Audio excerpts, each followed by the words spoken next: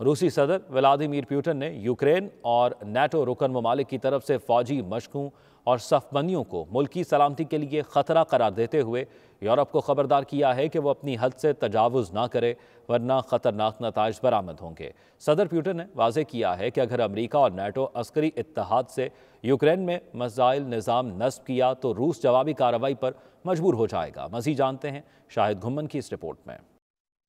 Vladimir Putin کا کہنا تھا کہ کچھ ممالک ہماری ترقی کو روکنے کے لیے پابندیوں کی صورت میں دباؤ ڈالنے اور ہماری سرحدوں پر کشیدگی کو ہوا دینے جیسے ہتھ کنڈوں کا سہارا لیتے ہیں۔ روسی صدر کا کہنا تھا کہ یوکرین میں نصب کیے گئے میزائل سے ماسکو کو چند منٹوں میں ہی نشانہ بنایا جا سکے گا، اس لیے یہ اقدامات کرملن کے لیے ریڈ لائنز ہیں۔ روسی صدر نے بعض ممالک کے رویے پر بھی اپنی تشویش کا اظہار کیا جو روس کے مغربی سرحدوں کے قریب کشیدگی کو بڑھاتے رہتے ہیں۔ دوسری جانب امریکی وزیر خارجہ کا کہنا تھا کہ ایسے شواہد ملے ہیں کہ روس اپنے پڑوسی ملک یوکرین کے خلاف فوجی کارروائی کی منصوبہ بندی کر رہا ہے۔ انہوں نے روس کو متنبع کرتے ہوئے کہا کہ اس کا بھرپور جواب دیا جائے گا۔ امریکی وزیر خارجہ کا کہنا تھا کہ روس یوکرین کے خلاف بڑے پیمانے پر فوجی کارروائی کے ساتھ اس کو داخلی طور پر غیر مستحکم کرنا چاہتا ہے۔ شاہد گھومن، 92 نیوز، ماسکو، روس۔